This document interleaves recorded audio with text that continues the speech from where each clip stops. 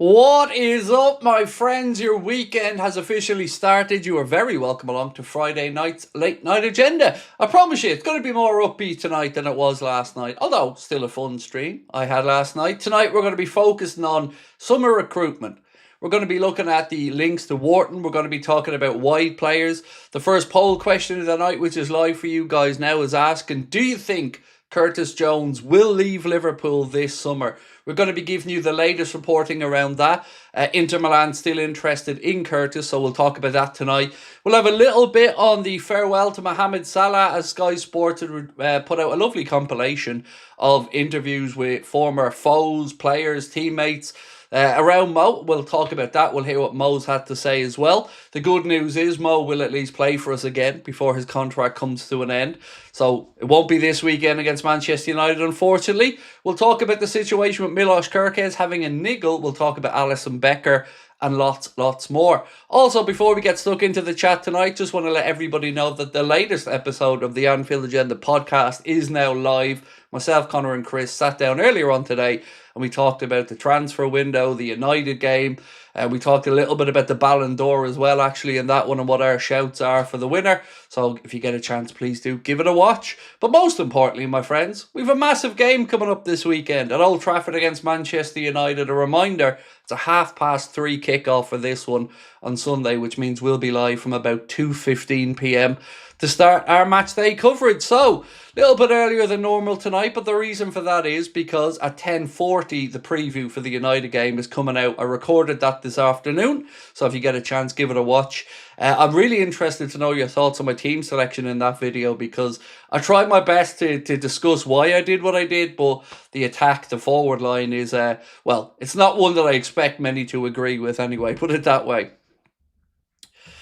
When's the Man United preview? Well, you probably had it written better before I said it, bro, but it's coming out tonight, mate, 10:40. We always put it out the late at night, 2 days before the game, so it'll be out tonight at 10:40. It is already recorded in the bag and ready to go. So, where to start, folks? Where to start? Lots to talk about today. Let's, I think, go straight into the Adam Wharton situation, because Matteo Moretto and a few other people today, a few other journalists have been once again saying that Liverpool are certainly pursuing a line of inquiry for Wharton this summer. This piece here via Radio Marca in Spain said that Liverpool are in negotiations for Adam Wharton. They want him and there's been contact between both parties. He prefers to stay in the Premier League, as of course he's been of interest to many clubs. I think the thing I'd have about Wharton is the price. It has to be a reasonable price. I don't want Liverpool out there paying 80, 85 million pound or anything like that for Wharton. If you're doing business somewhere 60, 65, that makes some sense to me. But as mentioned before, I'd like to see us do a double bit of business there in the middle of the park, if indeed we are going to lose one or two midfielders. So for me, somebody like Wharton would be absolutely fine, but I'd like that supplemented with somebody like a Mateus Fernandes, a João Gomez, or somebody else, maybe even an Angelo Stiller. So let's have a chat about that and see what you guys are thinking. Right, Red Dinosaur Mother said, hello Craig and crew, all the best from Reykjavik, not Vich. Thank you, Lana, appreciate you, and I have to get my ass over to Iceland at some point. It looks absolutely beautiful. I had a friend who was on X, who was Cop Ice, was his name on there, and he was brilliant at showing how beautiful the country he lives in is, and of course have to get over there, as I mentioned. Right, also want to let you guys know, as I'm sure you've probably seen from the start of the stream, about our brand new giveaway for May. We'll be announcing the winner of the UFC signed Charles Oliveira glove at the Manchester United game this weekend, so we'll announce that during our matchday coverage. But what a prize! You've got a choice of 3 different signed Robbie Fowler shirts. As you can see on the screen there now, you can choose any of those shirts signed by Robbie Fowler. Our friends at the Collector's Corner have a sitting with Robbie scheduled in for this month. There's pre-orders available on that as well. But if you want to enter, you got to scan the QR code on the screen. And again, if you do win, you can pick whichever one of those shirts you'd like. For me, I like the 23 one personally. I like to go back to the old days of Fowler before he took the number 9. So if it was me, I'd be going for the number 23. Right. LFC Spectre, how are you, my friend? Said, Adam Wharton would be perfect addition to our squad. Plus, we shouldn't give Palace too much money after they pulled the plug on Gay last summer. Well, I don't think that's going to have any real impact on the fee for this. They'd have a number there for Wharton. And if I remember correctly, I've seen two kinds of price variations. I've seen one at about 80 million, which seemed a bit far-fetched to me. But I swear there was a piece that said that there was an understanding that if he didn't sign a new deal with Palace and stayed for this season, that he might be able to go for around the 60-65 mark. But let's wait and see. Maybe Elliott and money for DIOMANDE, said Mark. They wanted Elliott last year, but for only 20 mil. It's certainly something that we'll discuss as the evening goes on, and that very subject, mate, we talked about on the podcast tonight. I don't know what happens with Harvey Elliott, but what you've said makes absolute sense, Mark. If you could include him, if Harvey was willing to go over there and, you know, they were willing to do business, maybe it might get the price down a little bit. Klopp is not joining the Soulless Club in Madrid. Yes, I've always told you he was never going to join Madrid. You know, I've said it for years on here. It just isn't the Jurgen Klopp club. You know, if he was to go to the other side of Madrid, perhaps I could have seen him at Atleti at some point, but he wouldn't put up with Florentino Perez. There's just no way I could see Kloppo doing that one. So, yeah, no surprise there to see that confirmed this week that he's got no interest in going to Madrid. Gecko is cool, said, somebody I want, and I know it won't happen, but I want Elliot Anderson. I feel very close to him as I live in Nottingham now, and after what happened to his mum. Yeah, it was very sad to hear about the passing of his mum indeed, but unfortunately, and you probably know what I'm about to say here, it looks as if Elliot Anderson is all but nailed on to go to Manchester City, unfortunately. But the price tag, well, apparently it's £120 million is the initial asking price, and it seems nuts, but from what I'm reading anyway, Marinakis is thinking, well, if Caicedo and Declan Rice and these type of players are going, and maybe Wirtz, I know different type of midfielder or number 10, but they have, I guess, a reason to look at it and think, well, guys cutting it in the Premier League at the top level in midfield, 100 million quid seems to be the price, so let's wait and see. Thundercats Litterbox, how are you, sir? Said, Wharton seems like a double down on this year's tactics. We need a DM version of Szoboszlai. Fast, strong, covers a lot of ground. Wharton is not that guy. It's so difficult to really give an honest opinion on this because I understand where you're coming from. I have to admit that my own excitement around Wharton has been somewhat watered down a little bit with trying to figure out what he would look like in a Liverpool midfield. I don't have any concerns about Wharton as a footballer, but we are looking for a very specific thing in midfield, and this is where I'm glad I'm not making that decision, because right now, without trying to get into who's going to be in charge next year, but just look at our team, it's hard to know. It's hard to know what way we're going to set up. It's hard to know how much of an impact wide players are going to have. It's hard to know, or we need a swashbuckling midfielder, a controlling midfielder. I dare say probably more of a controlling midfielder who can keep things simple from deep. I know that sounds like it should be a basic job, but it's something I think Jordan Henderson did remarkably well and never really got the credit from people outside the Liverpool fan base for. Alex Brooks said Lamine Camara would be great in the middle. He's certainly a very credible link, mate. Very credible. His name's been certainly brought up in conversation. I've read plenty of articles linking him. I just personally don't know that much about him as a footballer. So, you know, I'm not going to come on and lie to you here. I'm kind of sailing a bit blind on that one. Right. Gecko was cool. Said, if Alisson leaves and Georgie doesn't work, I hope we go back to Brentford and pay a premium for Mr. Kelleher. Well, Keith Andrews said the other day on Sky that you're not getting him to Carrow when he brought up the idea of Liverpool maybe looking back at Kelleher. And I don't know what's going on with the goalkeeping situation. It is one that I think Liverpool fans, myself included, are a little bit concerned about.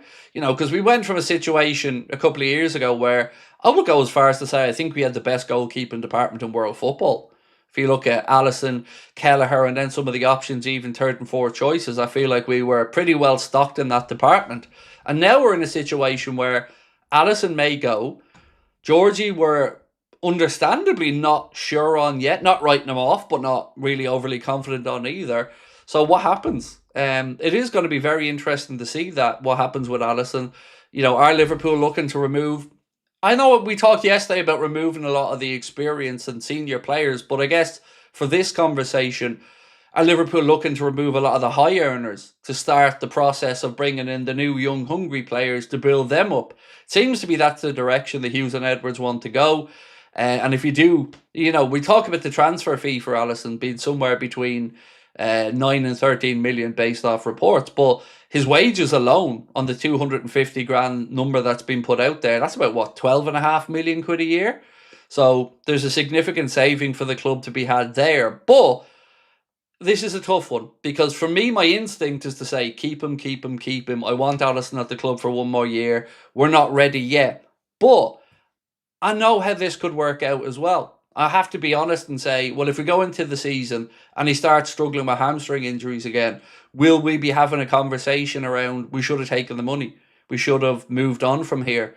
And if we do have that conversation, we do go in that direction, who do we look at? Are we looking for another number one? Are we looking for somebody to be a backup to Georgie?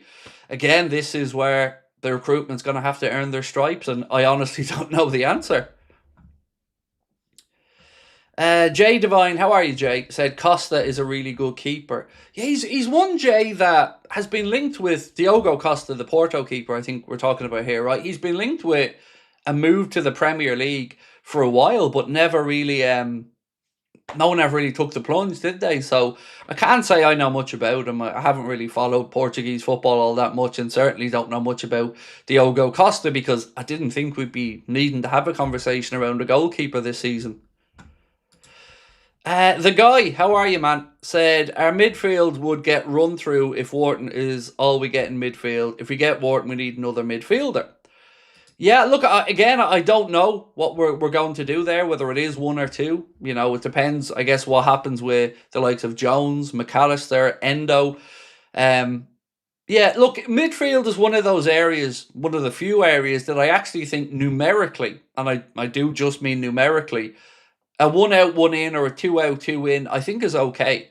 I don't think we're lacking bodies there, but we're just lacking specialist players, especially a little bit deeper. So for me, if Maka went and Jones went, or Endo went and Jones went, or any combination went, yeah, 2 in, 2 out. That's the way I'd see it. Whereas other areas of the pitch, specifically the wide players, I think we do need numbers. We do need extra bodies in there.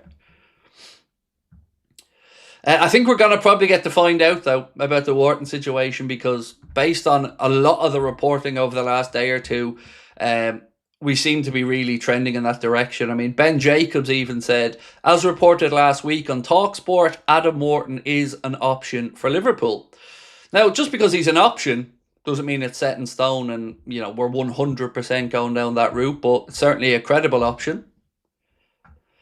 LFC Spectre said it would be nice if Avert's masterclass this Sunday against the Manx. We'll move on to the United game in a little bit. We went through on the podcast and we all gave our predictions for the United game, and it was an interesting conversation because I think there's a lot and nothing on this game for both clubs. It's a weird one. There's obviously the rivalry that's there initially. Then you've got the intriguing managerial situation. A win for either Carrick or Slot would certainly be a big plus in their column. Then you've got the European places. I think both clubs, Liverpool and Manchester United, are going to get Champions League football. But if we were to beat them at Old Trafford, that would see us, go into third spot, or at least be in with a real shout for finishing third. So there is that. But yeah, let's wait and see. I have to say, I know yesterday I was a bit nonplussed, but as the day has gone on today and the weekend's upon us, I'm starting to get a little bit more excited about the game on Sunday. I mean, ultimately it is Manchester United, Liverpool. So yeah, got to get excited about that. United fans are hyping it up like a cup final. Look, to be fair to them, they haven't really had much to get their teeth stuck into this season, have they? They were out of the Cups early doors. They know European football. So, league form for them, 1 game a week, has kind of been where they've been at. So, certainly don't expect United players to be looking tired or leggy, but cup final, I don't know. I wouldn't go that far. It's always a massive occasion when you take on United. So, I'm going to want to win, obviously, but I don't know. I think Neville summed it up best when it would be lovely if this was, a title decider or something like that and there was something on it. But it feels like both sets of managers probably wouldn't be overly upset with a score draw.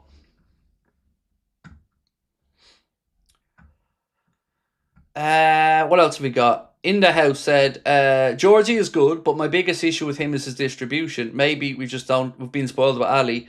Woodman done well too. So on the Mamadashvili distribution thing, I think it's more than fair for people to have concerns on it. But what I would say is, we knew this when we were bringing him in. Like, even a cursory watch of him playing for Valencia or for the Georgian national team, you'll see that distribution isn't his bag. That isn't what he was, strong at. So, that was something that when we signed him, a lot of us were thinking, and we talked about it a few times, is the goalkeeping situation changing? Are we looking for something maybe a bit more old school from our goalkeepers these days versus that period where, we had Allison, City had Ederson, and both of them were extremely good with the ball at their feet and their distribution. You see Manchester City go down the Donnarumma route, and then us go down the Georgie Mamadashvili route. So, yeah, it's tough to know if it's still going to be as important for us, that distribution, or if maybe we're looking to just roll it out to our centre-backs a bit more and have them start to build up the attacks. Craig, what's your opinion of Dorglas Nene? I've never even heard that name, Simon. I'm so sorry, mate. I've maybe shown myself up a little bit here, bro, but I don't know who that is. So, yeah, apologies.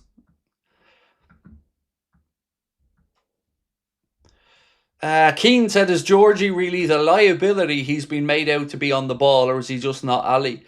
I mean, I think you could probably extrapolate that question out right across the board. And I've said Keane on here a few times.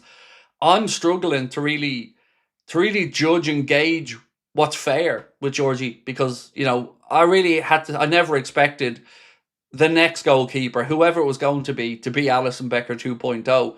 But that is the measuring stick here, isn't it?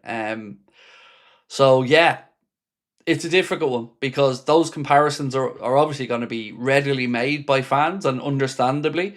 But, what is the level required, I guess, is going to be up to each individual person to decide. Just a mistake-free goalkeeper with composure and a good shot stopper is more than enough, I think, realistically. But, yeah, as you said, we were a little bit spoiled with Ali. Would you take a new right back with Connor Bradley and Frimpong having injury problems this season? I definitely think we have to look at it, Alex. Yeah. Even just parking up the Connor Bradley injury stuff for a second, we're going into this game against Manchester United off the back of a couple of games where Arna hasn't wanted to play Jeremy Frimpong at right back. So I've no belief that he's going to start him at right back in this game either. So if we take it at that, then it becomes even more apparent that we've got to bring in a right back because we can't do the same thing again next season. Go into it hoping for the best with Connor Bradley and injuries, but ultimately his body breaking down and us being in a position again where we're having to take somebody out of position to put them into another position. That has to be sorted this summer, and it's going to take some difficult decisions. They gave Connor Bradley a new contract. Still really would love to know what the plan or thought process was for Frimpong. Was he brought in to be cover for Salah? Was he brought in to be a right back? Because I actually don't think he's either. And as I've said many times, I think the position that he excels in is the one where we don't play, which is wing back. So, yeah, intrigued to see what you think of my predicted 11 for the game at Old Trafford. Because just to give you a clue, I haven't put Frimpong in the right wing. So don't want to say too much more because, of course, I want you guys to watch it and give me your thoughts on it. Aaron Picard, how are you, sir? So too early on Georgie. Distribution can be coached up more than shot stopping. Absolutely. Look, I don't think goalkeepers throw the ball enough these days. Do you remember Peter Schmeichel back in the day? He was one of the best proponents I've ever seen of a long throw out. And these are the type of things I think that have almost gone away somewhat from goalkeepers, or certainly a bit less likely to take a risk throwing the ball out than we'd seen before. So that's something that I think, yes, Georgie could mix into his game as well. Petter said, can we win the FA Cup? Of course you can, Petter. It's a cup final, mate.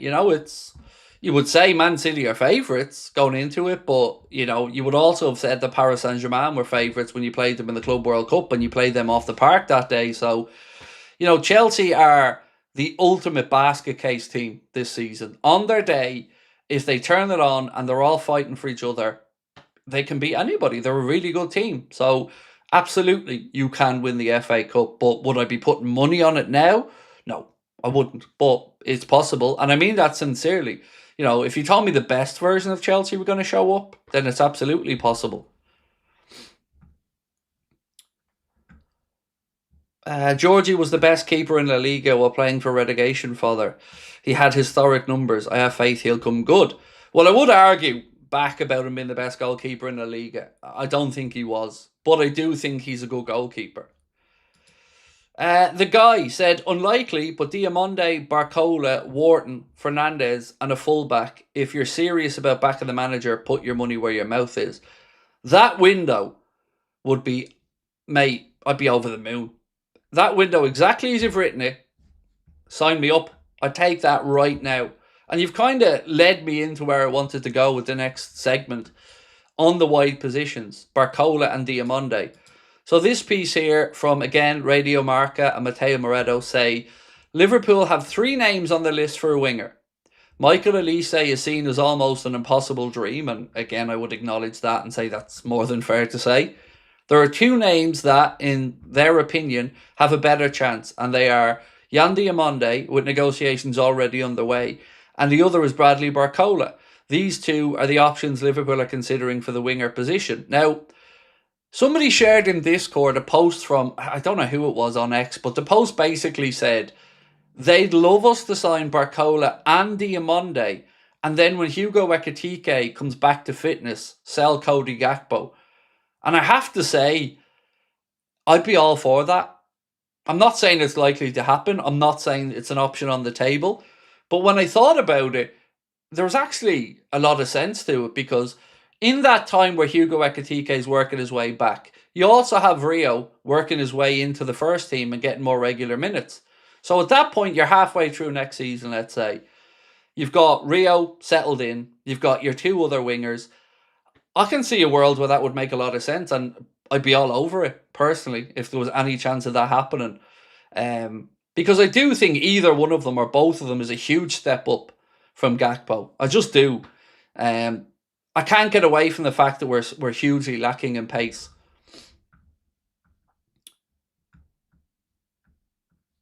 So, yeah, I want to get your thoughts on that, or what you think is likely to happen in the wide position.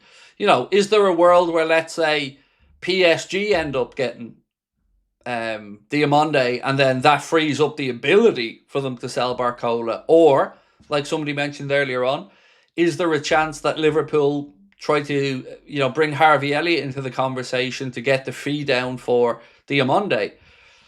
Connor and Chris were split on which one they think we should go for. One of them said Diomande, one of them said Barcola. I'm not going to tell you which one said which, because again, I'd love you to watch the pod. David said, this is frustrating. We don't know what's going on.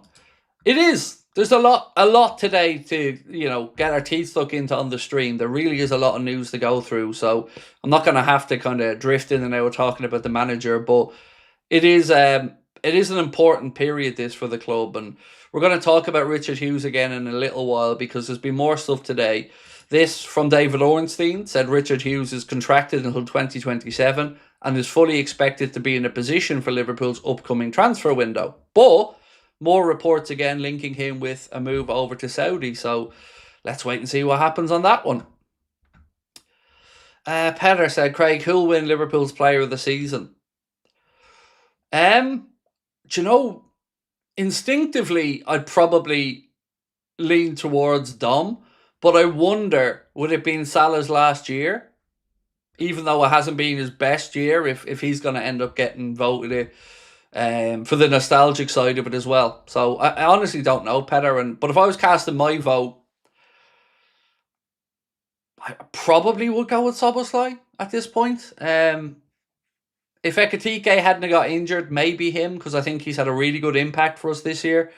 Certainly, maybe my expectations were a bit lower for Ekitike, but I've been really pleased with him since he's come in, and devastated that he's injured.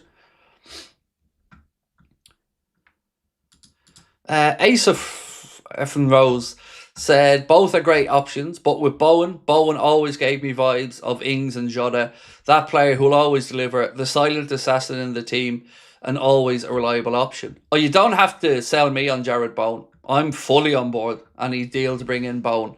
But I have to say, longer term, if you could get, and it's a huge if, Barcola and Diamande, I wouldn't say no. But look, either of them with a Jared Bowen, I think would be very clever as well. Yes, you might only get 2 to 3 years out of Bowen, but it would be a good 2 to 3 years.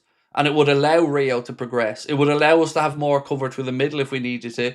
And it would give us another credible option on either flank. So, yeah, I wouldn't say no. I've always been a big Jared Bowen fan.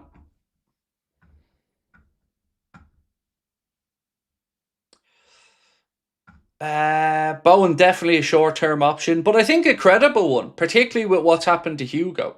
Because, we're talking about strikers a little bit, and people keep saying, are we going to sign another striker, because of Hugo's injury? And I'm never really a fan of bringing in a player to cover for somebody in, like, let's say, who will miss 6 months. I think it's dicey, because then you've got two young strikers coming through in Will Wright and Jayden Danns. You've got Hugo, you've got Isak, and then if you brought in another one, I just think it's creating a problem down the line that can only be solved with another sale. So, yeah, on that one, I still think Bowen would be a sensible one. But again, can you get Bowen? Let's wait and see. While we're talking about wingers, actually, another name came up today. Dave O.C. Kopp posted and said, according to Portuguese newspaper Record, Newcastle United have now formally joined Manchester United, Liverpool and Manchester City in monitoring a teenage winger who's made an extraordinary impact at Porto since arriving in January. January? What's January? January. Oscar Pietruszewski, or Pietruszewski, excuse my pronunciation, the Polish-born winger, joined Porto in January and has barely paused for breath since. In 13 appearances, he's registered 3 goals and 2 assists. Eye-catching numbers for a teenager, dropped into one of European football's most competitive leagues. So I don't know if there's much to that, but it was just another name that caught my eye today.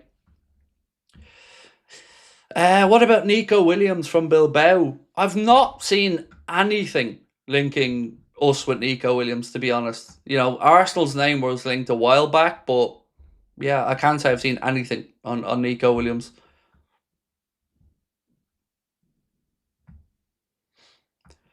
That meme guy said Barcola or Yan Diamande poll to settle the debate. Which one would you rather?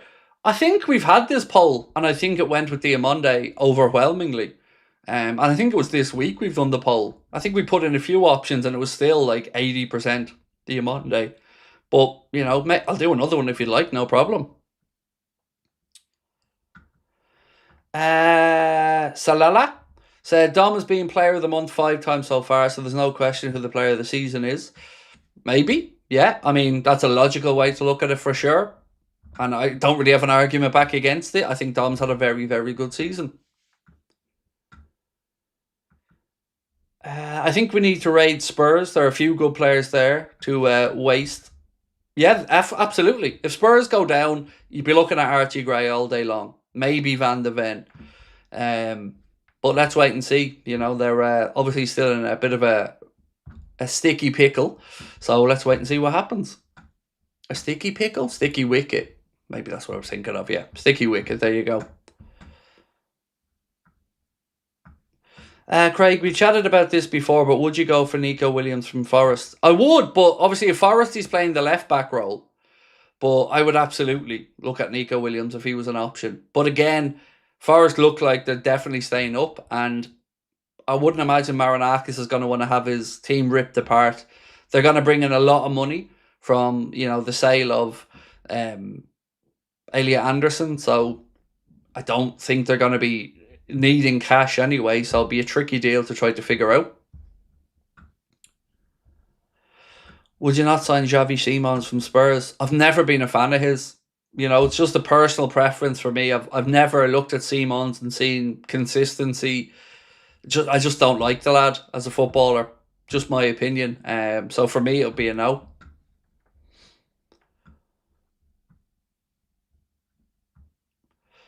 Or LFC, how are you, my friend? Said, hey Craig, big fan from Germany. Well, firstly, thank you for that, my friend. Appreciate you. In my opinion, we need a different profile of a six than Wharton, a destroyer as opposed to a deep line playmaker, than rather Wharton than Graven the six. Yeah, it's very fair and understandable what you've said. I think what I would say is, if we're going to be a team that wants to keep the ball and have possession, then I don't know about a destroyer being needed. I would say somebody who reads the game very well and can step in and cover. But we're not going to be, we don't play through the middle a lot, which is one of my gripes about how we, bring the ball through the lines. I think we go direct a lot of the time into the channels or to try and win second ball. So I would like to see us have proper control, not in the way Arna thinks we have control, but proper control of the game. And that would involve ball playing players in the middle as well, or ball carrying progressive players in the middle. So I feel like if we were looking at Wharton, you're almost looking at the position being played in a Gravenberch kind of way again. So I definitely do understand where you're coming from. And as I said, Keane made some really good points to me in the Discord the other night about why he doesn't think Wharton would be the right fit. And I think if you're bringing in Wharton, I'd like to see another one brought in as well. Another option in that position. Matthew Johnny, how are you, my man? Said, assuming Anderson isn't an option and seeing as Wharton isn't the best defender, who would you like to see as a proper DM? Again, it's tough to know because, again, I don't know what system or what way Arna wants to play. If we had a philosophy set out that we knew we're going to play this way, we're going to stick with a 4-3-3 or something along those lines, I'd probably find this an easier conversation to have. But who would I like? I'm Mateus Fernandes, if you wanted one name. For me, that's the guy. I'll be honest and say I didn't pay much attention to him when he was at Southampton. But this season, somebody tipped his name to me early in the season, and I've kind of watched them and followed him since as the season's gone on. And he's just really impressed me. I like the guile that he has. I like the fight spirit that he has. And I think at his age profile as well, he's a very, very good player. I know Jan Mulby, speaking with our friends at Anfield Index, was a big fan as well and thinks he's the complete player. So, yeah, for one name, that, for me, Mateus Fernandes would probably be the one I'd go for. But we do have to look at the homegrown stuff as well. In my greedy, piggy mind, I want both. I want Wharton and Fernandes. If we're to bring in, let's say, one big fee for Maka, let's say you got 60 million for Maka. I'd like to put that money straight into Wharton and then, more money that we already had or whatever to go in and bring in Mateus Fernandes. That's what I'd like to see. Craig, you've got to pick between Karim Adeyemi or Bradley Barcola. Who and why? Absolutely Bradley Barcola. From a footballing standpoint and also from a behavioural standpoint. Bradley Barcola. Look, the thing about Barcola is, it's the end product that frustrates me, but he still does big numbers. So imagine if somebody said, you can tweak that and start to get a bit more of an end product from him. You've got one hell of a player at that point. So, yeah, for me, easy one on that one. Luke, hope you're having a good weekend thus far, Luke. And thank you for joining us, my man. Said, Craig, how do you think we should sign... Excuse me, who? You said how. How do you think we should sign a young winger, Mika Gotts from Ajax, an absolute gem, honestly, and buy him before his price goes outrageous? Somebody tipped something to me this week to look at a youngster from Ajax. It might have been that name because it doesn't... Yeah, I have a memory like a sieve, so I can't say for certain, but somebody did say there was somebody special at Ajax at the minute. Now, maybe it is that guy, maybe not, but you would say this. We should know about any talent in the Netherlands. You would imagine Slot and the Giovanni from Bronckhorst and the rest of the coaching staff and the recruitment team would know all about that market. So certainly if he's doing bits, you would imagine the club know about it. So this one here, Trent Cohn-Doherty, who had since left Liverpool to go over to, was it Malta, if my memory's right? He said this on why he decided to leave Liverpool. I was ready to start playing senior football, but at the moment I wasn't getting that at Liverpool. It wasn't an easy decision. My whole life was in Liverpool. I had 3 years there, but I think it was best for my career.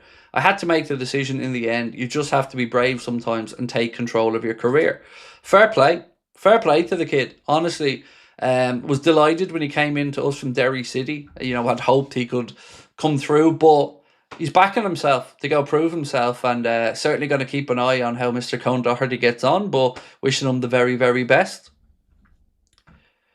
Right, let's check in on our poll, folks. We asked, do you expect Curtis Jones to leave Liverpool this summer? It's only at about 840 votes so far, so when we get it up towards 1,000, we'll knock it on the head. But if you haven't, please do take a second to vote on that one. This one here, it's coming out of Italy, this report, and it's around Curtis Jones. And this report says that Inter have received a positive message from Curtis Jones and his entourage that the midfielder would be open to a move to the San Siro this summer. Unlike their attempts in January to sign Jones on loan, the Serie A side will look to make a permanent move.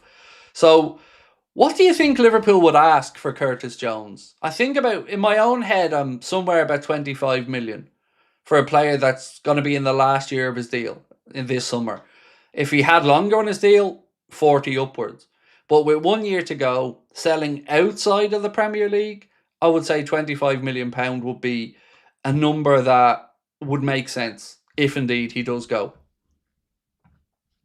If it was to an English team, maybe you put the premium on that because he's a homegrown player as well. But if he's going outside the Prem, which, to be honest, I'd prefer to see him go outside the Prem if he was leaving Liverpool, because he is a Scouser, he is a local boy, and you know, it always it'll feel a bit weird seeing him in the Premier League in another shirt. So if he is going to move, I think, you know, going over to Italy would be something I'd preference as a fan anyway.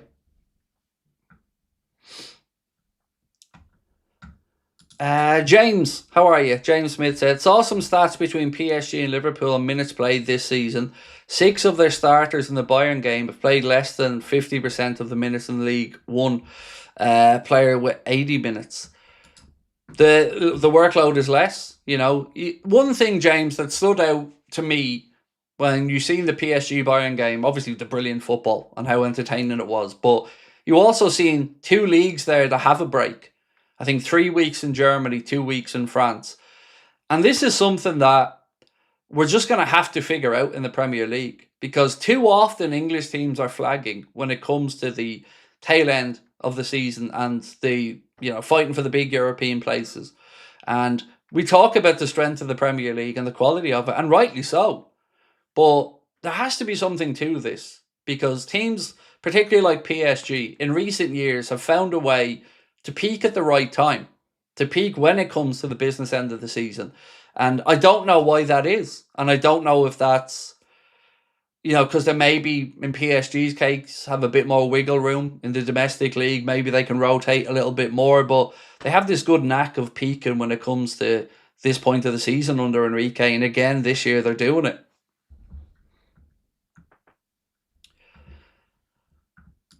Uh, 1994 Sports Fanatic said, if we ended up signing Wharton, Diomande, Barcola and tighten up the defence, would it feel more hype than last summer's transfer window? I don't, for me, mate, and I can only speak for me, I don't think much is going to top last summer's transfer window, feeling-wise, for me as a fan. You know, because I got to see Liverpool break the British transfer record twice. I got to see us go out and bring in a player in Florian Wirtz that I only could dream about. Isak coming in again, you know, still something to prove, but what a signing. Ekitike coming in. Kirkes at left back was the one that we were all talking about and wanted. Frimpong at right back, again, I would ask, you know, was it the right decision? But at very least an understandable one. So, I don't know, man, that was a pretty epic summer. Now, obviously, the season hasn't lived up to that, but wow, what a window. You know, yes, and it wasn't a complete window, and we didn't get Mark A at the end of it, and, you know, that's proven to be a costly mistake. But yes, I'm not going to say I wasn't buzzing last summer. That was a transfer window, the likes of which, yeah, I never thought I'd really see. So, you know, it's going to take something very, very special to top that for me in any window. But I hope that by the end of the window, managerial situation aside, we all feel like we're better set up. Because I have to give some people credit here. I was caught up in the whole emotional side of the transfer window last summer, and I wasn't really thinking about depth. I was thinking about a perfect 11. I was thinking about, increasing the quality of what we have when we lost players. And I think we did that. But, I can't deny that the people who said, is this going to be too much change? Do we still have more work to do? Those people were right. And it's been proven that way over the course of the year. So, yeah, I definitely got carried away last summer as a fan with the whole excitement of it, because I'm a huge fan of the whole transfer era, windows, chat. So yeah, it was a special window. Ray said, would you take Maka 24-25 or Szoboszlai 25-26? I think Szoboszlai, because I also think Szoboszlai just has a higher ceiling as a footballer and still has to come into his prime. But I don't want to underplay Maka's importance. Alexis McAllister was a brilliant, brilliant signing for us. And I'm a huge Alexis McAllister fan.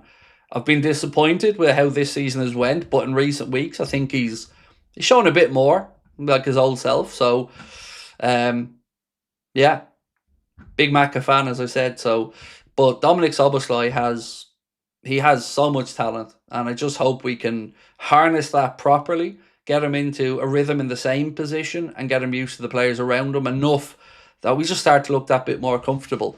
One thing I would say I've noticed with Dom this season is he definitely feels like he's taken on more of the mantle of, give me the ball, I'll make it happen. Give me the ball, I'll make it happen. And he never hides, and I said that about Curtis Jones as well. He never hides on a football pitch. Andrew said, hey Craig, how's the family? Do you think we could miss out on summer targets if Slot is still here?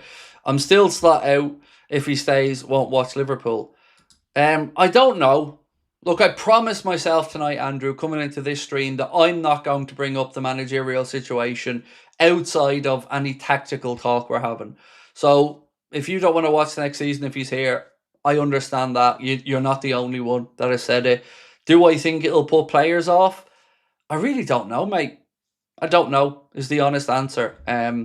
What I would say is, if you were a player coming in, you would naturally ask, and to be fair, this doesn't just apply to Arne, this would apply to any coach in this position.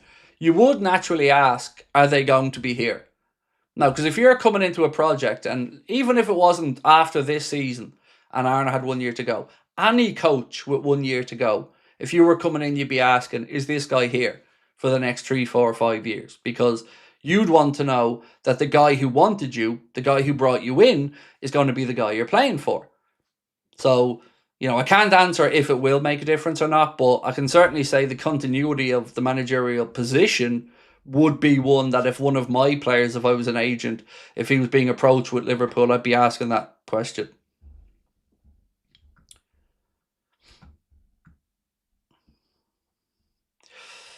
Phil said, Maka last season was the best midfielder in the league. This season, Szoboszlai's been great, but not league leading.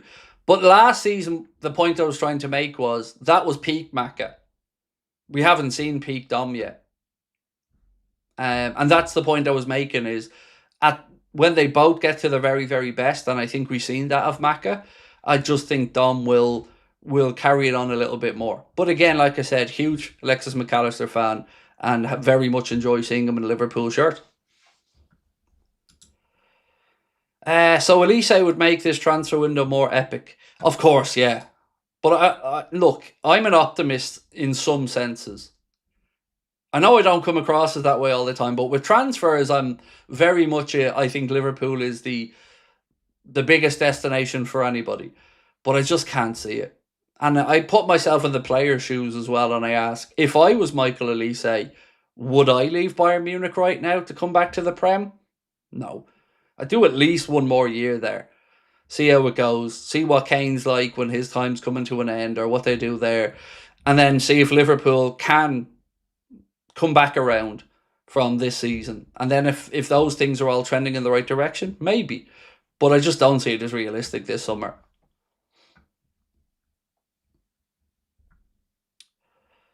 If you had to choose, Craig, either David Round or Anthony Robinson.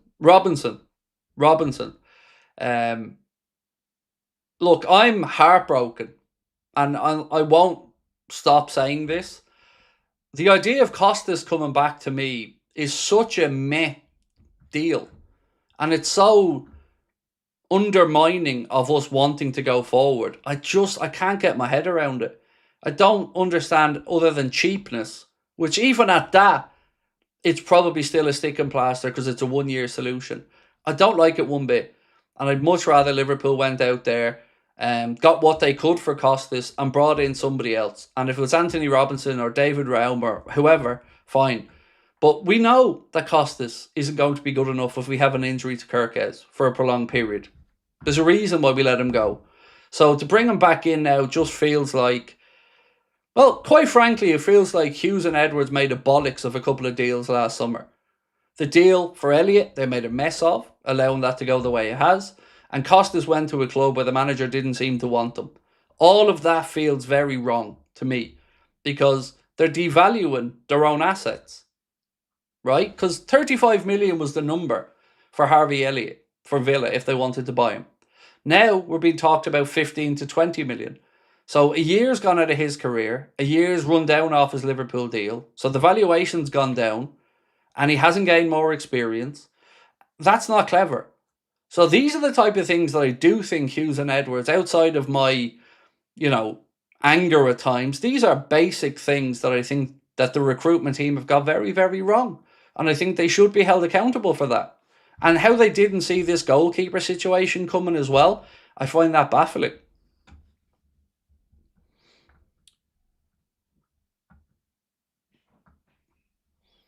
I'd love the club to extend Robbo. Ultimately, he's the heart and soul of Liverpool. Yeah, I think though after the announcement, I think that's done now. Robbo's, emotionally stepped through that barrier, through that door, announced he's departing. I agree, by the way. I'd love him to stay, but I just don't think it's likely to happen now, unfortunately.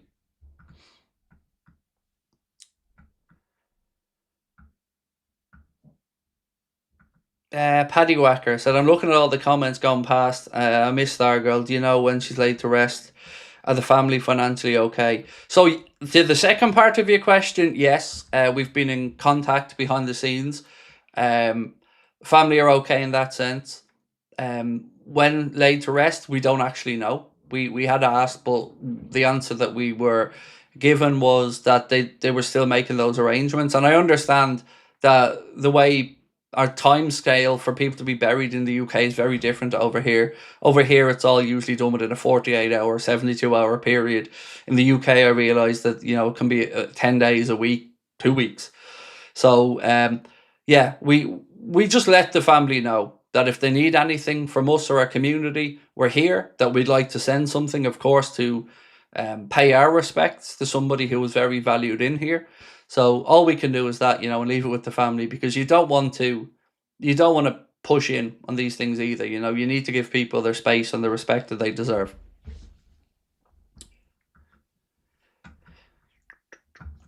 If Bayern wins the Champions League, I think our chances of Elise are greater. If they fail, he will stay to go again. Maybe. I still just don't think, in a World Cup year as well, I just don't think so. Because if you're Michael Elise, whatever happens with the season, you're immediately resting up and focusing them for the World Cup. I just don't think this is the summer to go and get him. As much as I'd love it to be.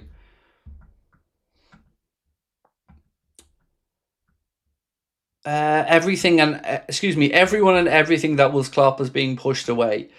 That's a comment, Triller X, that I've seen across a lot of platforms from a lot of Liverpool fans. I read one out here the other day that I took from the comment section of the Times newspaper. And that article from Paul Joyce, I believe it was, said, this piece here, the comment said, the determination of Edwards and Hughes to change the culture, character and spirit of the Klopp era knows no bounds. Yeah, but look, we look at it that way, and I certainly look at it that way. But like I mentioned at the very start of the stream tonight, if we take off our emotional heads for a second and look at, maybe even accept this transitional situation, I can understand wanting to free up as much wages as possible as well, and wanting to be able to bring in the caliber of players you want. So that's what it's a real difficult situation with Alisson. Because the headline thing is the 9 to 13 million pound. But the wages are more than that. The wages are 12.5 million quid alone. So, that's if you go Robbo leaving, Salah leaving, if Alisson leaves, that's what? The guts of 850 grand a week, 800 to 850 grand a week in wages gone off the wage book. That can be reinvested back in. And again, I'm not an accountant, but when you amortize the whole cost of a player, you split it up, whatever the fee is and the wages and stuff, and share it over the 5 years and write it down or whatever it is. Again, I'm not an accountant. These things matter. So a lot of money cleared off the wage bill is probably the upside of the drain of experience. But then again, how do you balance up the two? You've got the drain of the experience of the players who've been there, won it, senior voices in the dressing room against new hungry players, lower money but lower experience. It's a balancing act. And this is why I think communication-wise, the club haven't done well enough with fans to try to communicate that and exactly what the thought process is on some of this and how it's going to benefit. So I'd like to see them briefing their friendly journalists about that, the upside of this, because we're all going to see the downside immediately to losing Salah, to maybe losing Alisson, to losing Robbo. That's really clear. We know what that is. It's a drain of experience and talent. But if we get it right on the other side of it, if the rebuild does get done properly, it could set us up for the next 4 or 5 years. So as you see, tonight I'm certainly in here in more optimistic mind frame. I wasn't happy with myself yesterday. I wasn't happy with how that stream went, even though it was a bit of fun. I felt guilty because I came off it and I felt so like I just shit all over everyone. Basically, I didn't feel good about that stream. I felt like I was overly demoralized, and that shouldn't be it. Because we said to you, like, this year we've all said football is supposed to be our escape. Football is supposed to be our release. Well, Anfield Agenda and the streams at night here for you guys is supposed to be a bit of light-hearted fun and a chat around the club as well. And I felt at times this season, and understandably to myself, I've, been in the dumps a lot with the outlook, with the results, and I've struggled to find these positive things to cling on to. But, new day, new perspective, I'm trying to be positive. We managed to go through the whole podcast today without mentioning Arne Slot or, whether he stays or goes, and just focused on the here and now, the players and the future. Martin Lawrence said, Craig, I understand the transition to new and younger players. It just feels like they're ripping the soul out of the club more than just moving players on, and that's a dangerous road to go then. It is, but, if we knew one thing about Michael Edwards, it was that he didn't place the same value financially on experience as Jurgen did. Edwards' model was always one that needed young, hungry, aggressive players. And he got that and built that with Jurgen the first time round. So this time, I want to be willing to give him the benefit of the doubt. And I want to be willing to believe he'd do it again. This season, my concern, sincerely, is that Slot's going to just shit all over all of this. And, I can't get away from that. But I'm not going to bang on about it. I'm just going to wait and see what happens. And I'm going to try and find things to be positive about and get my teeth stuck into. So, fingers crossed. The last thing you need is things going the way of Chelsea. The core is gone and it's younger players with limited leadership. I agree. And that's why when we were talking about wide players, Medusa, I was saying I like the idea of a Bowen because it gives you everything. Experience, versatility, still feels like a young 29 heading for 30, if you get me. So yeah, it's that, and who is going to be the next leaders. Because here's my honest situation with Canade. I want Canade to stay. I've said that for ages. But I don't see him as a leader. And I don't see him ever being a real leader. I know he thinks he is. And I know, he's probably looked up to by players, but I'm not seeing it. I'm not seeing a leader, and I will never put him in a conversation for a potential Liverpool captain as a a conversational point. But I do want him to stay. So I'm wondering, where are those real next leaders going to step up? Who are they going to be? Is it going to be Dom? Maybe. Hugo certainly lifts the spirits. Frimpong looks really good in and around the club as well. But I have to say, I'm looking to see that next leader come true and show themselves. I went to a pub in Cambridge, Massachusetts called the Phoenix Landing, an all-out Liverpool pub that made it feel like watching right outside of Anfield. Only way to watch the matches, in my opinion. So I know of the Phoenix Landing. I have not been there, but I know of them. And they always, I used to follow their posts on social media, and they always had a good crowd in there as well. So glad to hear that you went. Glad to hear it was a good experience, and yeah, it's lovely watching football like that surrounded by your fellow Reds. Yeah, it's great. So I wish them many more years of happy fandom. Right. So we asked, do you expect Curtis Jones to leave Liverpool this summer?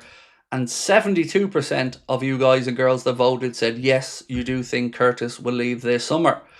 It's it's a weird one, this, isn't it? I'd love to know why he's leaving, really. Like, is it down to the minutes, or is it down to something else? We may never know. So, let's talk about Mohamed Salah for a second. There was some lovely statements made towards him from former players and Jurgen and teammates. But Mohamed Salah himself then had a little bit to say, and this is what he said about winning the Premier League with the fans. Winning the Premier League with the fans in the stadium and have the record-breaking season is just like nothing as a player. You want more than that. To be involved in that many goals and assists in a season at a club like Liverpool, I don't want to take credit from any other club, but winning the Premier League at this club is completely different. So imagine you winning that with the impact of goals and assists with almost every single individual trophy. It's something I will never forget. He went on to say about how Jurgen Klopp got the best out of players. Mo had this to say about that. Managing the players is very hard. Through the years, you'll understand more when you get more experience that it's not easy at all. Manage the player, managing the dressing room, having a team with stars that we had and just kept everybody on their feet and everybody working. He was lucky that we all wanted to work. He doesn't have to force anyone to work because we really want to succeed. We had that bond between us. Now, I can't be the only one who read this and looked at it and said that the word about the bond was past tense. We had that bond between us. Had being past tense. That could be nothing, but it jumped off the page to me when I read it. Also, he said this about his own career and where he's at. Physically, I feel I've got a lot to give. I feel physically very good. I played many games this season. I haven't decided what I want to do, to be fair. I have a lot of options, which are good options. Most important thing is physically, I feel fine. I feel what I did over the years paid off. I feel my body is good. I will see what's best for me. So, a bit of insight there from Mo about how he's feeling and that he still feels he has a lot to offer the game.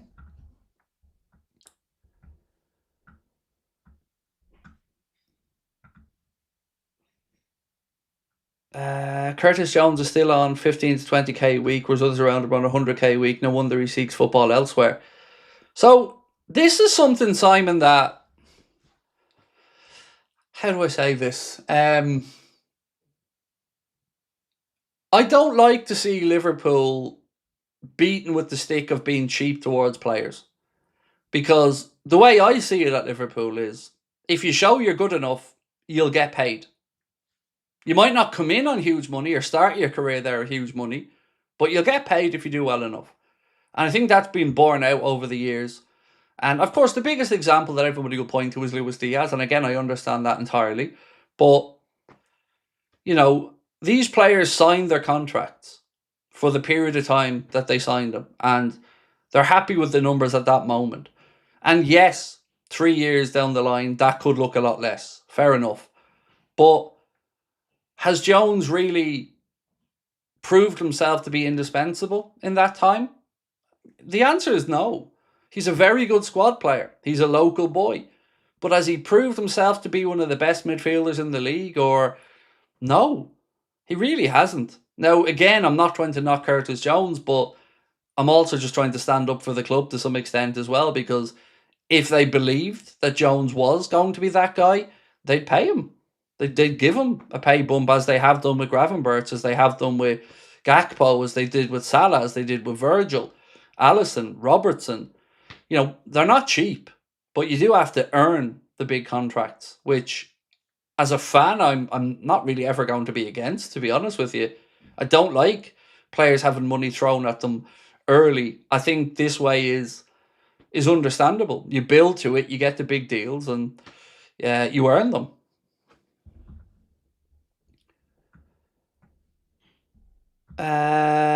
Theo said, "Hey Craig, I hope you're doing good. These are the players I would sign: Barcola, Adeyemi, Wharton, Mateus Fernandez, and Spence from Spurs." Adeyemi is just one I think we should stay away from. You know, just look into his off-field behaviour and who he has been associating with, and it doesn't look right. So for me, that would be a no on Adeyemi, because these things do come into account when you're looking at a player. You want to look at all aspects of their life. You want to look at how settled they are, how grown up they are, how well they manage themselves, you know, in and out of the club. And I just, yeah. Gary said, "I don't agree with you, Curtis. He was not given the chance under Slot." I respectfully disagree with that, Gary. I think he was given more of a chance under Slot than he was under Klopp. And I think Curtis said that himself. You know, when Slot came in and they were doing the tour over in America and he was dressed up as Rocky and all that other stuff, he was singing the praises of the way Slot wants to play and that it's more suited to him. And I think, I don't have the numbers to hand, I don't have them here, but I would guess that you've probably seen more minutes from Curtis Jones under Slot than you would have under Jurgen. That's a guess, though. Of course, I don't have the numbers to hand. What would be your dream transfer window realistically? I think somebody pretty much nailed it earlier on. Barcola, Diomande, Wharton, Fernandez, and a fullback. That would be the dream. I'd also accept one of Barcola and Diomande, Bowen, Fernandez, Wharton, and a fullback. That I think is an achievable but very good window. João Gomez, we need to sign him, get Barcola and Diomande, sell McAllister. So I don't know how progressed this is, but Atletico Madrid have made contact with Wolves for João Gomez. I don't know if they've come to an agreement. I don't know if they're close to an agreement. But yeah, they are talking about it.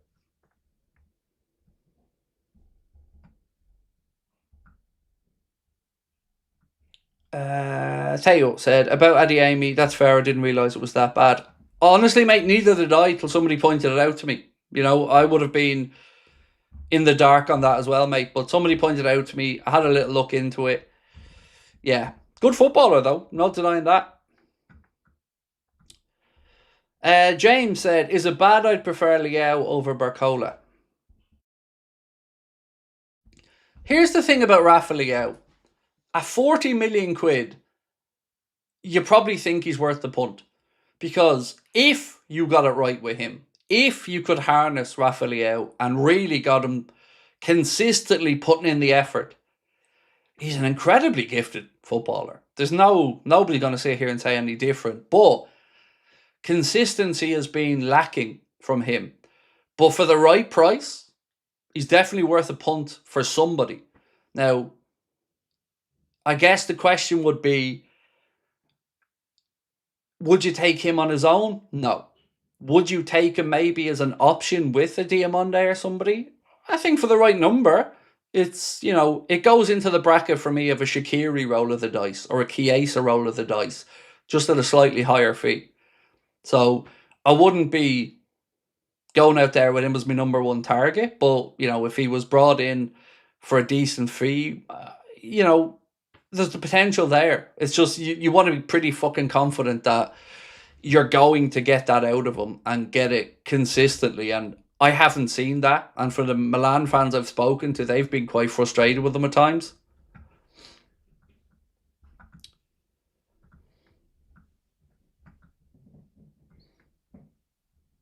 In my opinion, Leo is a bit of a Balotelli. Yeah, I think that's a good shout. It's a good shout.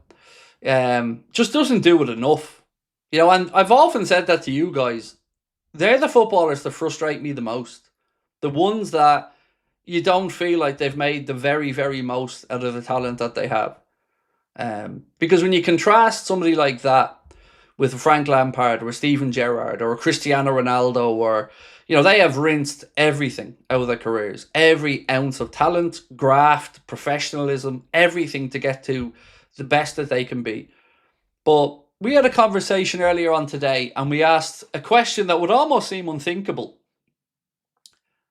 Will Kylian Mbappe ever win a Ballon d'Or? You know, Neymar. You know, you would have thought Neymar would have had his hands on a couple. But Mbappe's now heading for 28, I think. Is he 27, 28? Not going to get it this year unless something dramatic happens at the World Cup. And that would have felt like, at this stage, you know, when he was breaking through, if you said to me, Craig, by the age of 27, what do you think? I would have thought he'd had a couple of Ballon d'Ors at this point, because his talent certainly is there to get them. But it is it's a weird one. It's a weird one. Like, have we got any real bona fide generational talents coming through? I mean, we can say Yamal, and Yamal's very good, but, you know, if the measuring stick is Messi and Cristiano Ronaldo, I don't know.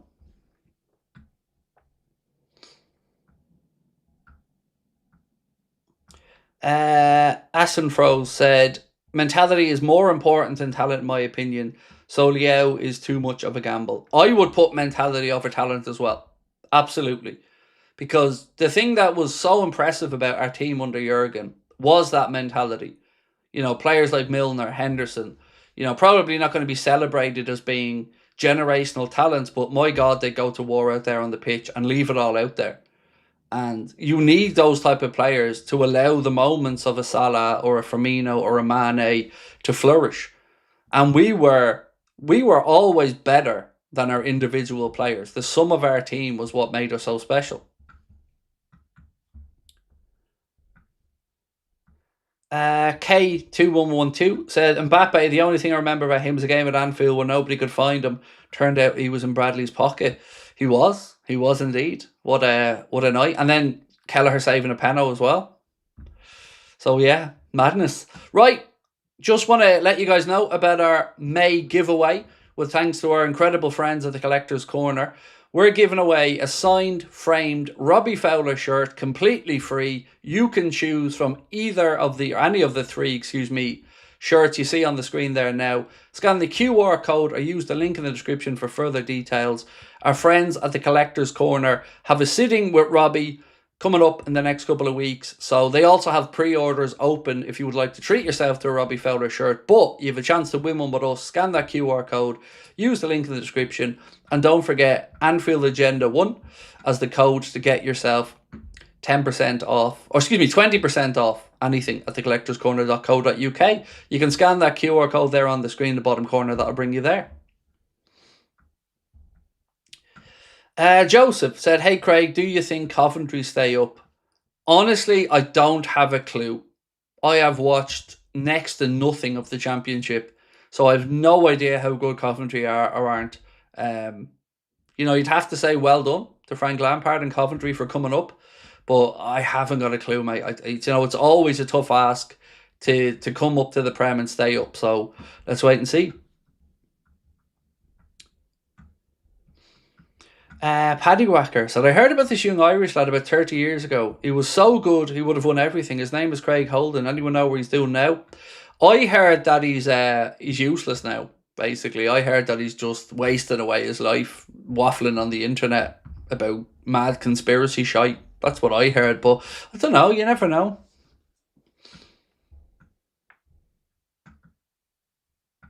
Craig, why has Liverpool only had one player in our history to win the Ballon d'Or? Michael Owen. We've had more world class players than Owen. Well, Keegan won it, but not at Liverpool. He was at Hamburg, wasn't he? I think when he won it. I don't know. Gerrard. He was brilliant, but Van Dijk was robbed of a Ballon d'Or, in my opinion, and I feel really bad that we didn't get over the line last year, because if Liverpool had won a league title last year, I really think Mo Salah then gets a proper push for the Ballon d'Or. But unfortunately, the wheels came off and we ran out of steam the latter part of the season, and it probably put paid to that. So yeah.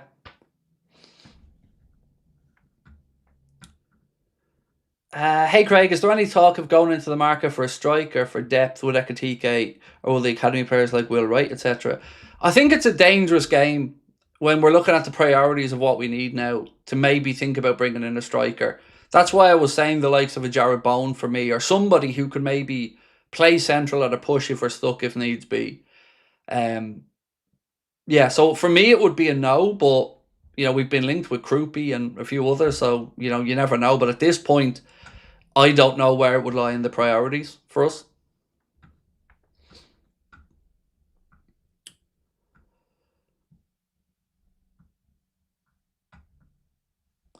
Right, what else have we got? Let me look back through my notes here, because there's loads of stuff I haven't got through yet. So let's talk about Mohamed Salah again for a second. And 365 Scores talked to they contacted Fenerbahce about their interest in Mohamed Salah, and this is what came back. Their vice president confirmed that the club is open to completing the deal in the upcoming transfer window. The club's management considers Mohamed Salah a primary target and a top priority in its future project. Signing Salah is viewed as a strategic move, not just a passing interest. Several meetings have been held with the players' representatives in recent weeks. During these meetings, Fenerbahce presented its sporting project and discussed the possibility of Salah moving to the Turkish league. They said the club has submitted its offer and is now awaiting Mohamed Salah's final decision, and the decision will be made at the end of the current season. So that's kind of where we're at with that one. Another bit of news from Mateo Moretto that said Arne Slot and sporting director Richard Hughes both know Marcos Senesi very well, and Senesi is expected to stay in the Premier League. They say Spurs, Chelsea, United are interested, but Liverpool have now entered the race and he's a possible option for them.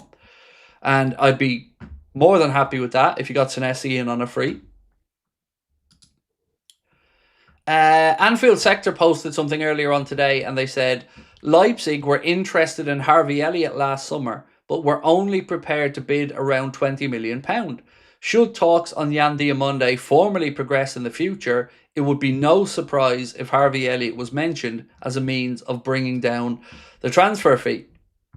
It is going to be very interesting to see what happens with Harvey Elliott. I want him back at Liverpool, but I understand that, with Slot in charge, he probably isn't part of his plans. But I've always had a big soft spot for Harvey Elliott, so but I'm not expecting him to come back. I do think he probably comes back, maybe trains, maybe even goes on pre-season, but I think ultimately it'll probably be a move for Harvey Elliott again, and I don't know. I wouldn't even hazard a guess as to where to yet.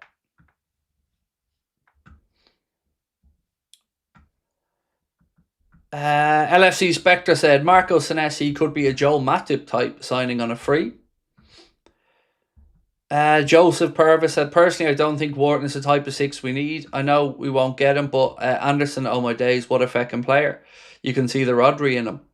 Yeah, I get where you're coming from, but again, I guess I'm going to say it's tough to know what type of six we need when we don't know what type of way we're going to play. Which is, again, where I struggle to really agree or disagree with you. Wharton has lots of good attributes, but it depends what the club are looking for in that type of player in that position. James said, Craig, it feels like we're ripping apart the soul of the club, losing Mo, Robbo, Alison Jones, maybe Macca. When Klopp was here, the kids were the future. I agree. And all in too short a period for me. I would have liked this succession planning staggered over another year or so. So, yeah, look, we didn't expect Salah to leave at the start of the season this summer, so that certainly come as a a surprise. Robertson, look, we knew the contract situation, so that was always a possibility. Curtis Jones one, I think we got an indication in January maybe that with that loan to Inter being mentioned and Jones being on the radar of Villa and Spurs, that might be possible. But yeah, there's been a lot, hasn't there? Yeah, and we've got more to come when Virgil's contract is up at the end of the next season. That's pretty much all of the old guard gone. And the biggest concern I have now, James, is just seeing who those next leaders are going to be in the dressing room and on and off the pitch. Who's going to really take responsibility to keep up the standards and carry this team forward.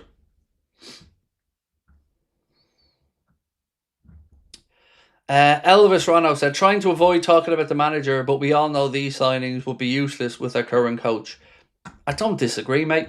I don't disagree, but like you said, I'm trying to come on here tonight and not talk about the managerial situation because we can be as angry as we want about it.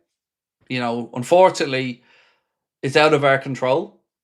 We're just going to have to roll with the punches. I know for some people, next season they won't be as emotionally invested in it. I don't know if I'll be as excited going into a new season, but it is what it is, and we're just going to have to hope that they figure it out and they get it right. Adam Brown, how are you, my man? Said, for the midfield, I would like to see one of Jones, Maka to go, Endo to go, and bring in Wharton and Gomez. Has there been any links to left backs? No. Even today there was talk that it's expected Costas is going to come back. So no, not really much with regards to left backs that I've seen anyway.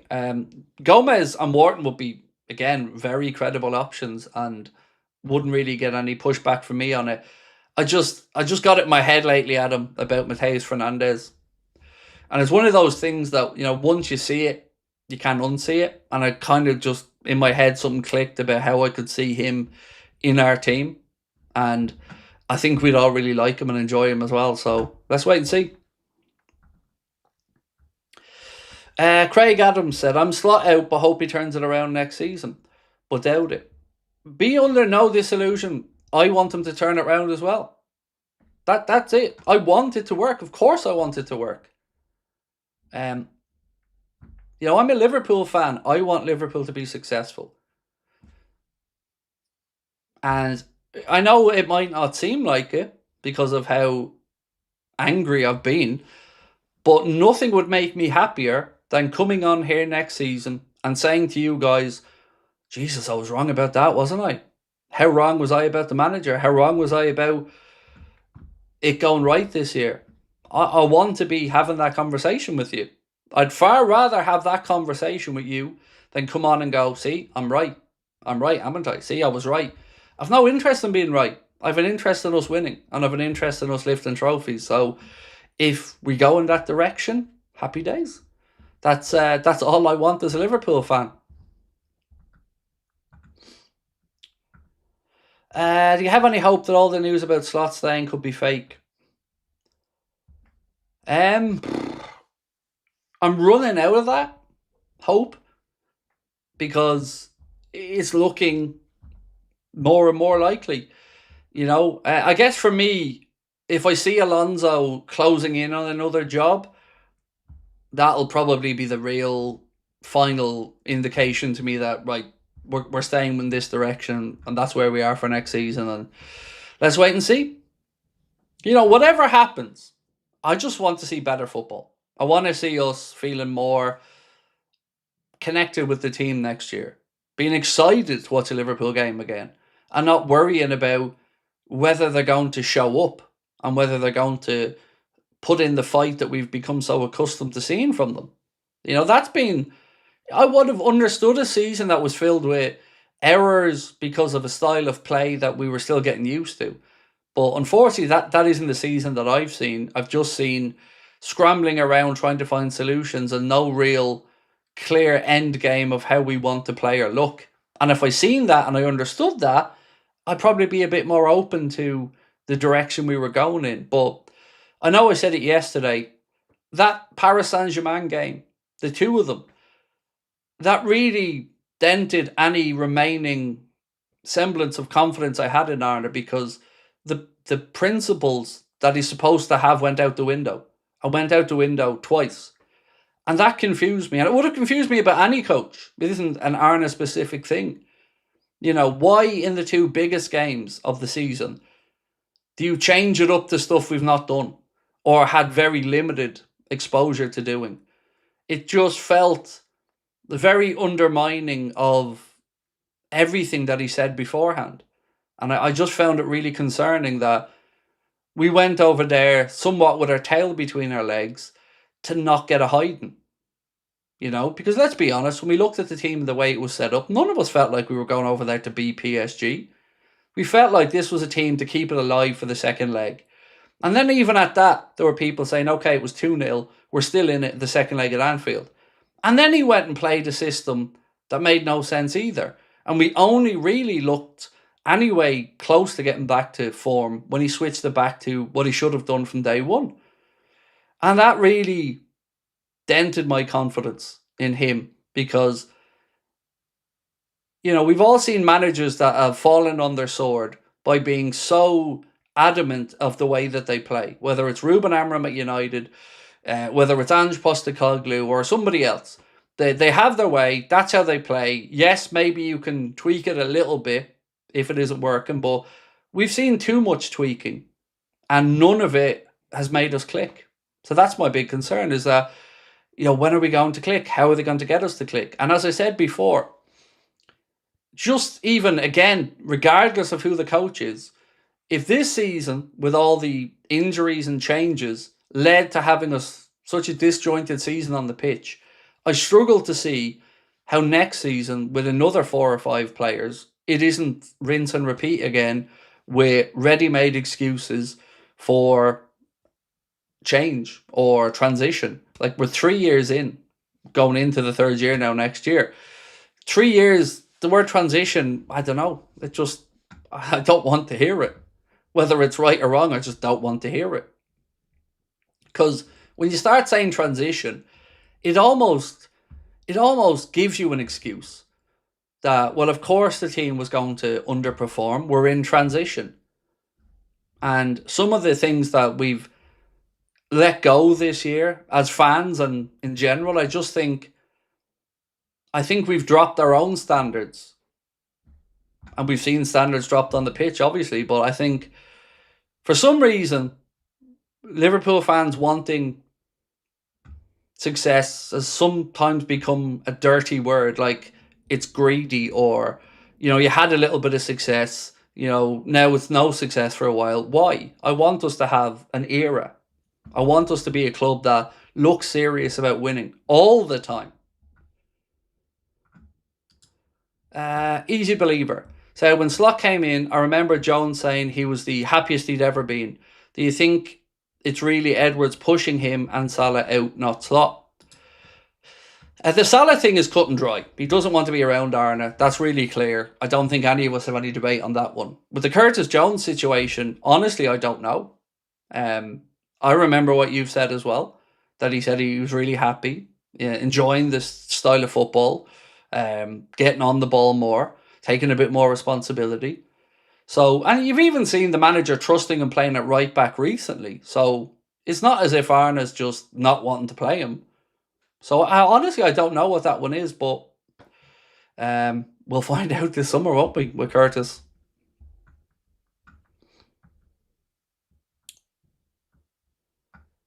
Where have we got? Sadly, after supporting the Reds for over 50 years, I can see too many similarities between us and what's going on at Man United, from the manager to the owners. I want the joy of watching the Reds back. So, yeah, Gary, I have to say I'm a little bit irked with FSG myself, mate, because I do feel like, as a football club, we've taken our eye off the ball on a few things in recent years. The contract situations, being allowed to run down, was a massive mistake.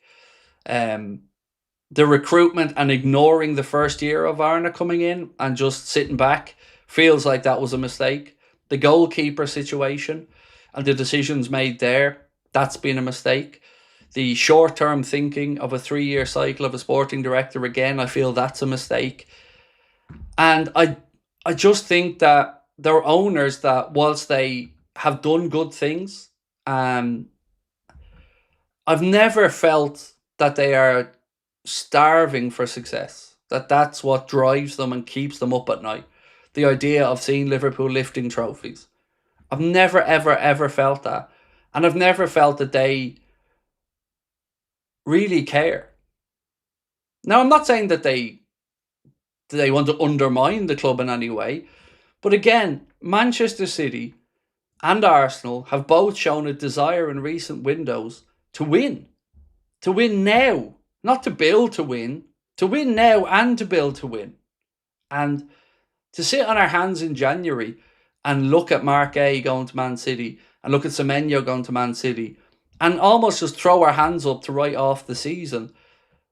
How am I supposed to believe they want to win? Because I've seen at least 3, maybe 4 seasons under FSG that we haven't acted to save a season or to try and correct course for the season. And they always just seem to get away with it. And nobody really wants to hold them to account. Or they say that it's Hughes and Edwards now that are making these decisions. And maybe, but that doesn't mean FSG aren't looking on from afar and seeing the same mistakes that we've seen. So that's where I'm at with them. They're not the worst owners, of course they're not. But I just never ever believe they want to win. And the Super League showed me what drives them. That's all I needed to see, was them showing that they want money.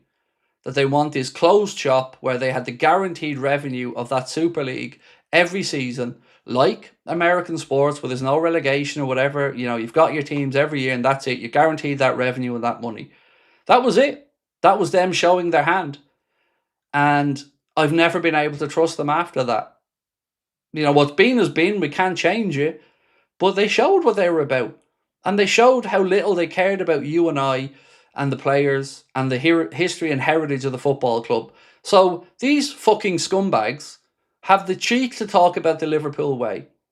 And journalists and many others are happy to allow them to pontificate about the Liverpool way, while at the same time they try to sell us down the river. And everything, and how we consume football, and our history and our tradition, and the way that we enjoy our football, they didn't give a fuck. They didn't consult Klopp. They didn't consult the fans. There was no season ticket holder survey. There was, this is happening because. And the apology was not a fucking apology. They knew there was going to be pushback. They're not dumb. Anybody, if they even cursory floated that idea to somebody, they would have been told what to expect. So the apology was bullshit. It was like a child apologising because they got caught. They just didn't expect that so many football fans from so many clubs would come together with such power to blow up that whole Super League thing. And it was so beautiful to see all the different clubs fans coming together to go, no, we don't want this. This isn't us. This isn't the way the European Cup's supposed to be. So how can I ever realistically trust them after that? And they always pit fans against each other. Always. It's no accident that there is a constant demand for tickets. It's no accident that they didn't go somewhere else and build a 100,000-seater stadium. Ian Ayre told us this when he talked about the sweet spot between accessibility and demand. All of these things are things that wind me up, because you got locals arguing with non-locals, season ticket holders arguing with non-season ticket holders, and all of this shit is distracting away from these fucking scumbags that own the club, that just are milking every penny out of us. So how can I actually like them when I know they couldn't give a shite? And that's how I feel. You can say I'm wrong, that's cool. I respect that you'd have a different opinion. But that's it for me. It's that simple.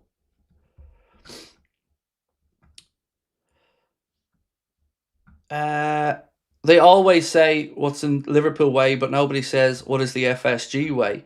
The only time you hear anything about FSG is to get praise for how great they are. Great businessmen, great decision makers.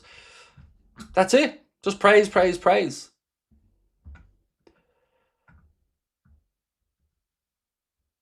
And what really gets me is if you go onto the likes of The Athletic and read their comment section, It's fucking hilarious. It's just people pontificating about how great FSG are as businessmen who don't really give a fuck about the football. Just like, they're great, the club's financially stable. Who? Well, fucking yay. But they're also making a lot of money out of it, and where's me trophies? I want this era of dominance that was supposed to come our way. They're too slow to react. And one thing across all of their clubs and all of the fans from all of their clubs that seems to be an issue is a real lack of communication from FSG, whether it's at the Red Sox, whether it's at Liverpool, a real lack of active dialogue. LFC Spectre said, even John Henry still hasn't said anything about Klopp. When Klopp announced he was leaving, clearly John Henry issue there. What is a defensive midfielder for Liverpool? Ryan isn't one because he's all over the place and just don't get it. What are we asking him to do? Why does it feel like any team can play through us? So lots to unpack there, Theo. Alarm bells for me started ringing after the Newcastle game when Rio scored that goal, and Gravenberch, if my memory's right, scored in that game. And after the game, Gravenberch said, the manager said to me this season that I've more license to get forward. And I just sat there going, what? A defensive midfield player has more opportunities to get forward now? Clearly that's going to leave us open. And that was when, I started to be concerned about what we're asking our number 6 to do. And you're right, we're played through way too easily in the middle. And we look disjointed. Look at that PSG midfield. It's a unit. And unit is the key word there. It's a unit that knows what each one of their other players are doing. Their movements, where to go, the patterns. They get it. One goes, the other tucks in. They just understand the system. They understand the unit and they understand what to do. We aren't. We're miles away from that.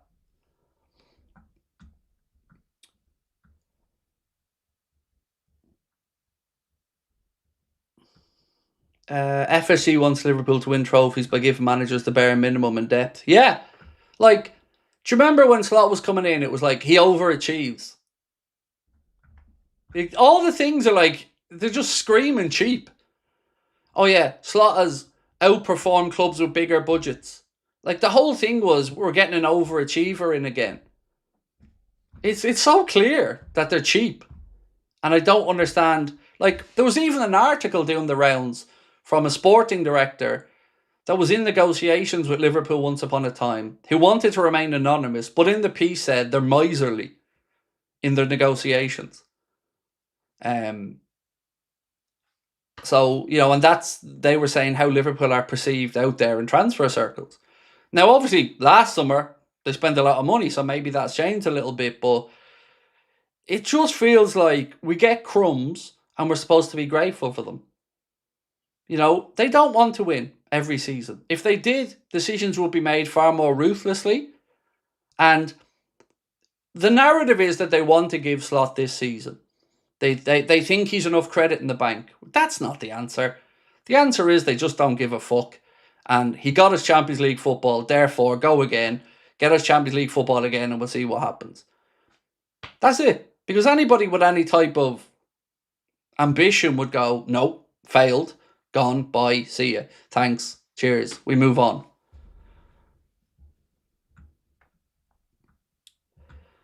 To be fair, they've never really hid the fact that they're cheap. Last year felt like a splash to distract us. True, they've never hid it, Ben, but I've been here every year calling them cheap. And I've been getting mocked and ridiculed for it by top Reds, journalists and other people who bow at the altar of FSG. And when I call them cheap, I get called toxic. When fans are holding up yellow cards to John W. Henry over $150 a game extra on a season ticket, different conversation. Then all of a sudden they can be called ruthless, cheap bastards. See what I mean? Like, I was right. And I'm still right. And they are decent owners. They're not bad owners. But again, do they want to win everything? Is that their dream? Is that what they hope for every year? That we win? No. Because they don't make the very most of what we do. And they brainwash people into this nonsense about us being sustainable and their model, as if there's no other ways to run a football club or no other ways to look at it. That it's the gospel according to John W. Henry and that's it. Debt in football is not a dirty word. A lot of football clubs operate with debt. A lot of football clubs have windows where a lot more is spent. Remember this. Last summer, our big window that we spoke about, our net spend was still less than Arsenal. And that was our big window.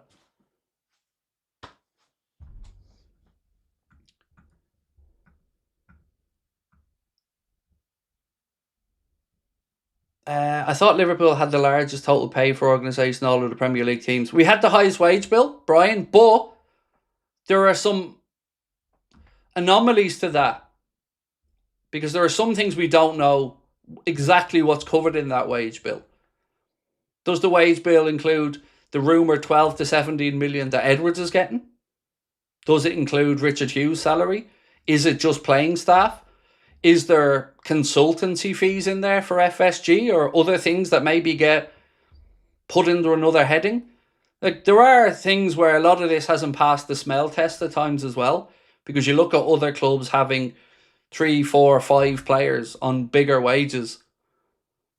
I would say that the wage bill has been one thing that's been debated quite a bit amongst Liverpool fans. I just don't get how the Red Sox manager gets the sack, but Arna won't. They're playing picky and won't admit when they get it wrong.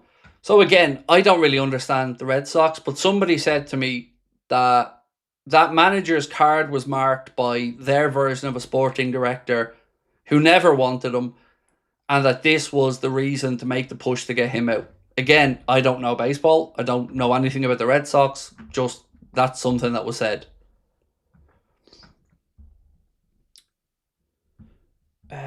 Our contracts are heavily incentivized with being successful and winning the league last year. The contracts would have been far above the base salaries reported. Yep, that's true, Keane. Yep, and there's nothing wrong with that.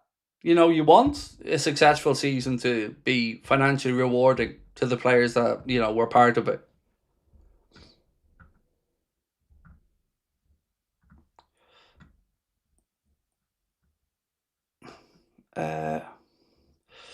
Kevin said, Craig, there are other LFC fan channels who do stand up like yourself and call FSG out. Yes, there are. Absolutely. But I never said there wasn't, to be fair. If you hear me ridiculing, it's usually about journalists or other content creators that aren't in the fan channel world, or at least look like they're in the fan channel world, but questionably aren't. But how do I say this without sounding arrogant?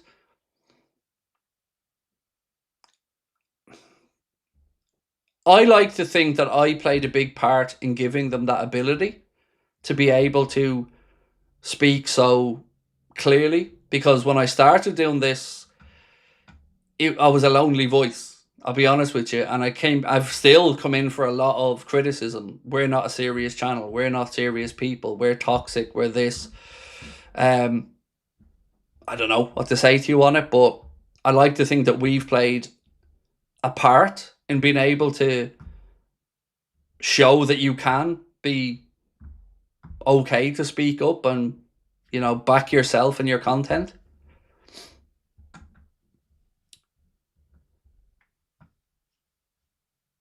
In the USA, I don't think managers getting fired is as big of a deal as to us here. Whether that's good or not, I don't know. Again, I wouldn't really know, Jordan. I don't, outside of the NFL, I don't really follow American sports all that much. Craig, if you had Richard Hughes' number and could text him one thing, what would it be? Why aren't you staying past the end of your contract? That would be it. If I could ask him one question, that would be it. Because what doesn't make sense to me, and again, we touched on this on the podcast, how can Richard Hughes go from doing a great job at Bournemouth that got him the role at Liverpool, and you're coming in to sign your Liverpool deal, but on day one, you're already of the mindset that you're just doing these 3 years, and then you're off to pastures new. And pastures new at the minute looks like it's Saudi Arabia. Now, no one's going to tell me that that's a step up from Liverpool Football Club from a footballing perspective. And that doesn't sit well with me. Why is that happening? Why don't you want to be here for longer? Why don't you want to build the next 2 or 3 Liverpool teams? You've brought in some good young players. Why don't you want to see them progress and go through a few more cycles? That's the question I'd like to ask.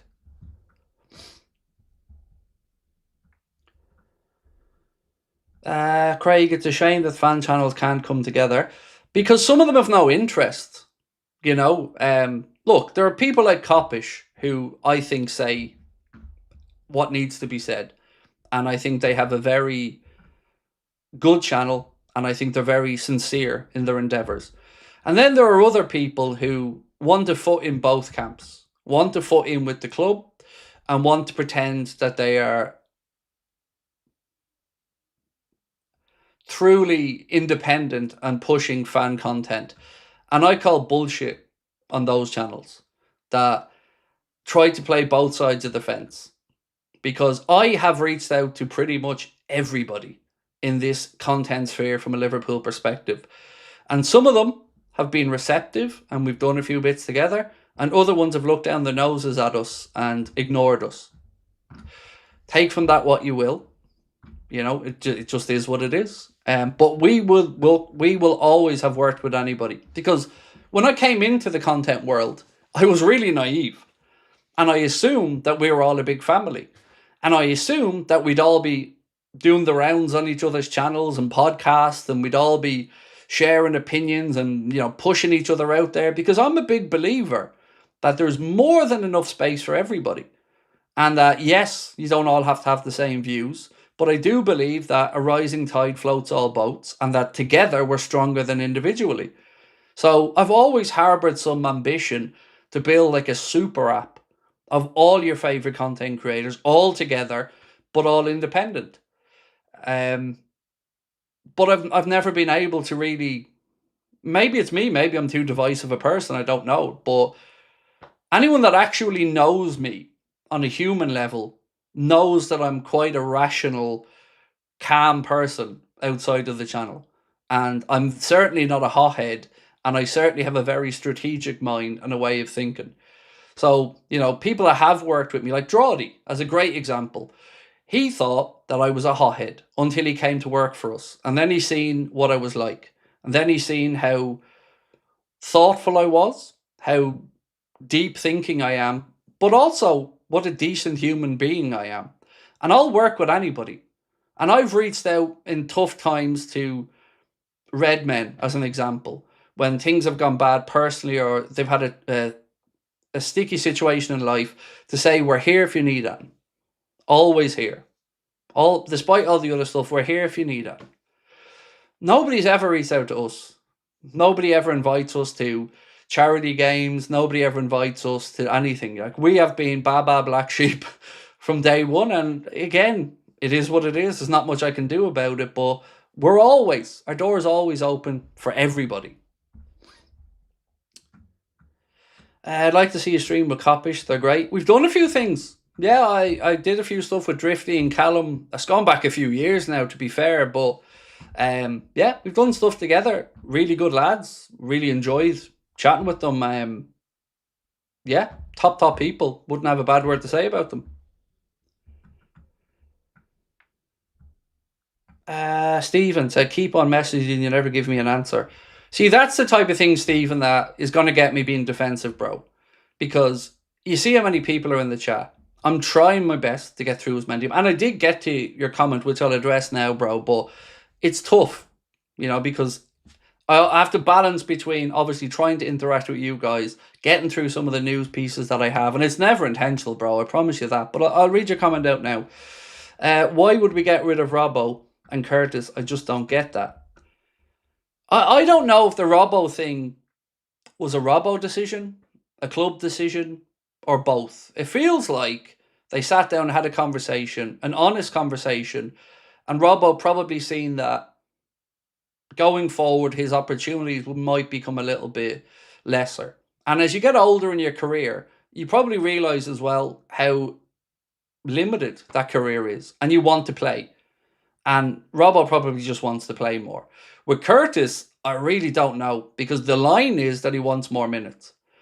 But something about that just doesn't smell right, does it, Stephen? Something just feels weird about that, mate. And I don't know what that is. Because as somebody pointed out earlier on, he was extremely complimentary of everything under Arna when he came in.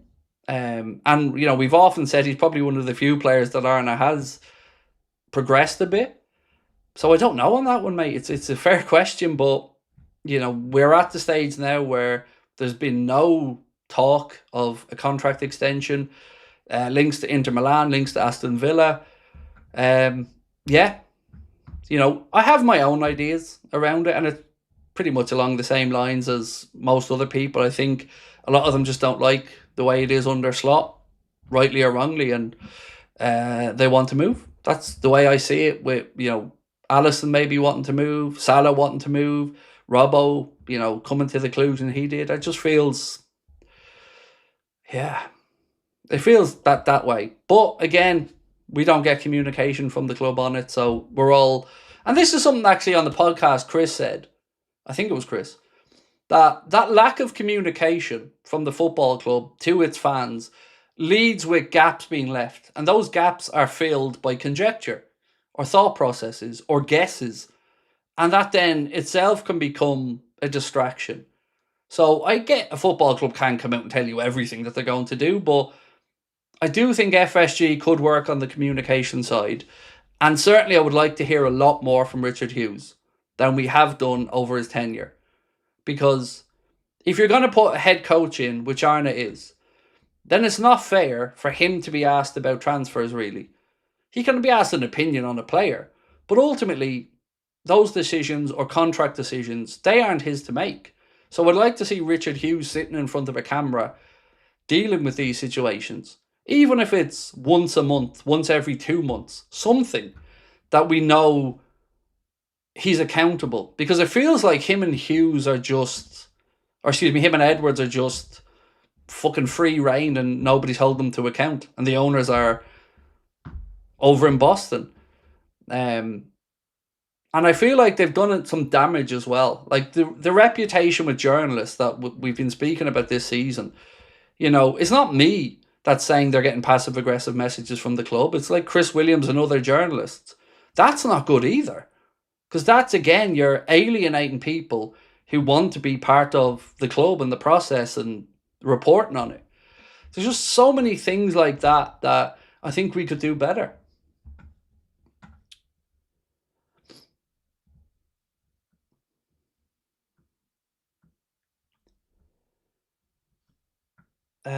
What else we got?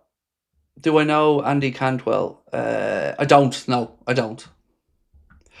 We do have a plan that we're going to... We're still in the midst of trying to work it out at the minute. But I think Connor won't mind me saying this, so I'm going to give you guys a bit of a scoop. Because it's Friday night. We're having a bit of fun. So our Clips channel is going to be rebranded this summer. And it's going to become Anfield Agenda Extra. And as well as putting more content out, we're going to try to build out a couple of more personalities across the Anfield Agenda Extra channel. We're reaching out to somebody early next week to see if they'd be interested in becoming part of it. And I'm going to stay mainly on the main channel, but I want to build up more voices and more opinion and give you guys more varied content with different perspectives, different specialities. And that's why I said to you that I don't think I will do the extra channel that's non-Liverpool related, because I feel like we've got growth that we can do here with Anfield Agenda still, and a plan has started to kind of be put together now of how that's going to look for next year. So I'm really excited by it, because I think we've got a lot we can offer, and I think if we can get what we want to get done, I hope that it gives people more options, and it gives people more opportunities to kind of build their own persona here in front of the camera and get their own views out there.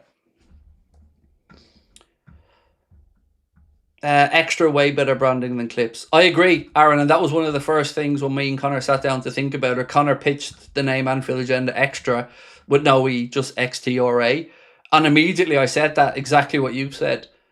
Clips channel sounds limited, sounds lazy, sounds like it's just, here's little snippets. And I guess it is to an extent, but I think there's more we can do with it. Will Connor be doing any World Cup streams this summer?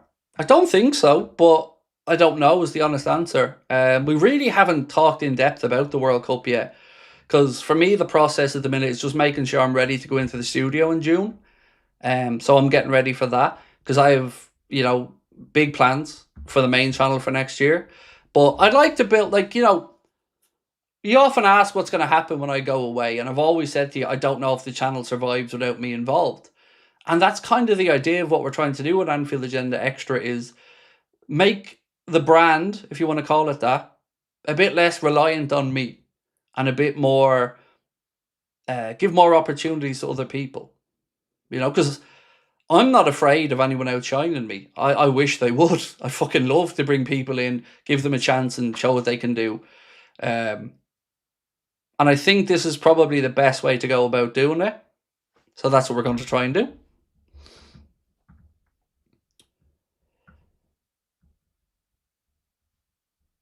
And also give Connor a chance to do as much or as little as he wants then as well, without feeling that pressure of having to make content.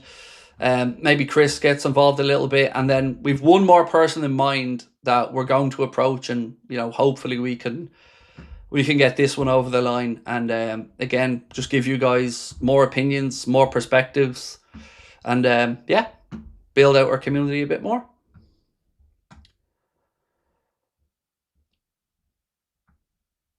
Can we go back to low profile signings, kind of like how we got DIOMANDE from Southampton? Yeah, I love them. Even Salah, if you look at it, what was it, 38 million? I love them. Andy Robertson, 8.5 million quid. Like, they're some of my favourite pieces of business. Joel Matip on a free. Gary McAllister on a free for that season with Stevie G in 2001. Yeah, they hit different, all right.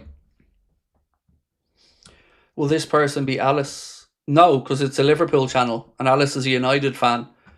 This person is going to be a Liverpool fan because it's a Liverpool channel. And Anfield Agenda Extra will be all about Liverpool, but with just more perspectives and a bit less reliant on me.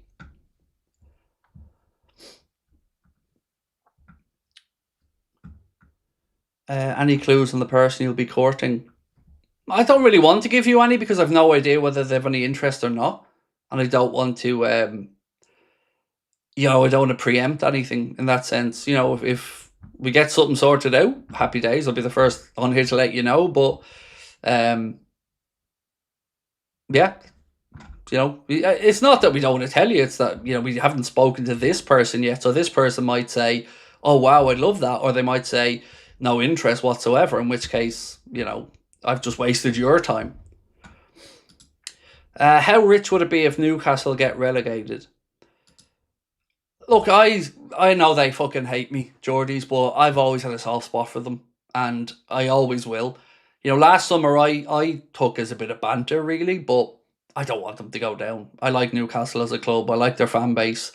I know it got hot last summer between us over Isak and all that shit, but they care about their football club, and I like that in fans. So I don't want Newcastle to go down. Any plans collaborating with Sai, Liverpool fan in Japan? No, because he's done nothing to defend me when people have mocked me and ridiculed me. And he's been in chats and stuff, and I just thought, okay, fair enough. So no is the honest answer. Won't be doing nothing else with Sai in the future, but wish him the very best. He's a nice guy. Oh, we've already done that one. What's happening with the darts content? Yeah, that'll be coming on board as well. Again, don't know what it looks like yet because we have to trial a few camera angles and stuff like that to get to get the content down first. Plus, I have to stop being shit, so I have to practice a lot more.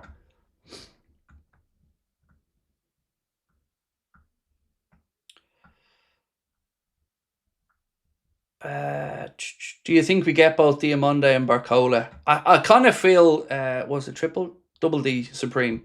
I kind of feel it's probably one or the other, but I can't help but dream about both of them. I mentioned at the start of the stream, somebody said, bring in both of them, and then when Hugo comes back and Rio's a bit more experienced, sell Gakpo. And I can't get that out of my head since I've seen that. I think that would be genius.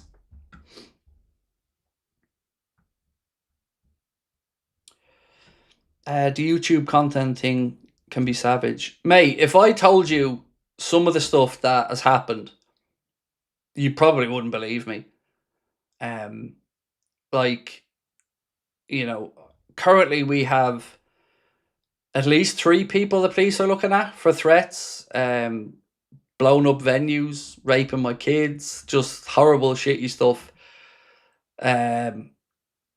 Yeah, it's tough. You really do have to have thick skin to do this.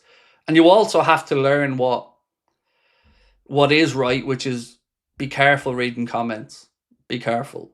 There's a reason I walked away from Twitter and stuff, and it isn't because I didn't know some good people on there. I met some brilliant people on there, but I had no self-esteem.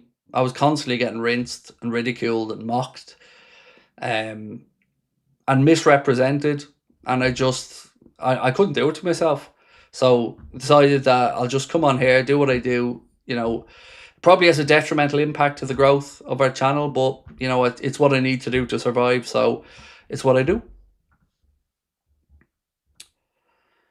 How different is Isak and Hugo as strikers? Very. Probably more so than I would have expected before the season started. You definitely see more of a Firmino type link up player in Hugo, but a bit more of an out and out number 9, a goal hungry player in Isak. So yeah, different, but the data showed that they were similar apparently, but it hasn't borne out that way from what we've seen, albeit limited with Isak. It does kind of sound backstabby, everybody out there, for them alone. It certainly surprised me with how cutthroat it can be. I don't have many friends in the content side of things outside of League Gunner, and maybe 1 or 2 more. Brian, True Geordie, I would consider a mate. Yeah, other than that, I kind of just mind my own business and keep to what I'm doing.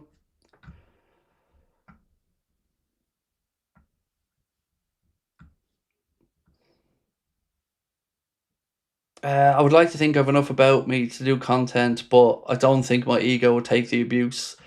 Yeah, look, I've had really tough times where I've been on the floor, emotionally, mentally drained. But, it's made me a bit more grateful for the good stuff as well. And there's always way more good stuff. Always. It's just it's the negative stuff that hurts and hits you. You might have 100 comments on a stream of people saying they're a fan, they love the show, they love the content, and you'll get one person cutting right to your core by saying something that you're already insecure about. And it does hurt. Of course it hurts. We're human beings, like.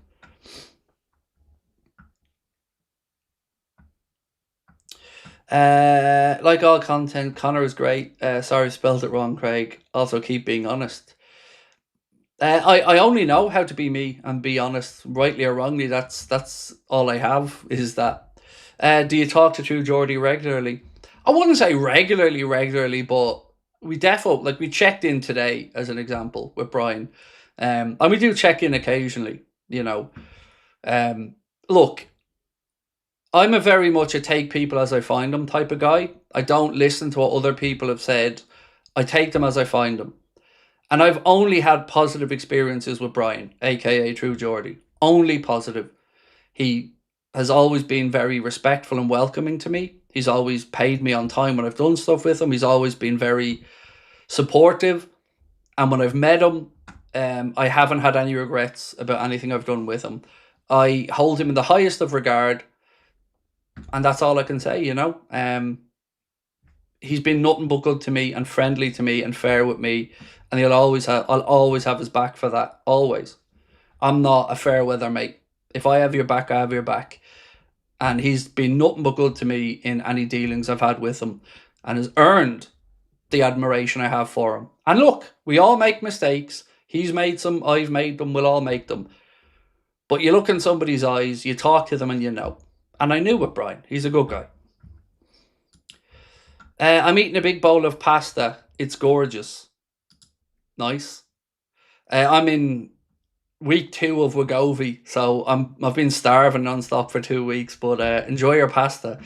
Yeah, I can't quite have a big plate of pasta, unfortunately, but I am down 9 pounds so far, so, you know, good start and all that.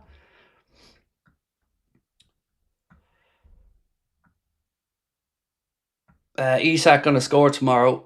I know how it depends on how many we leak at the back. Yeah, well, it's Sunday, but I'm not really sure. Look, the preview is coming out. What's this? Let me think on. Preview is coming out in 7 minutes, by the way, on the channel.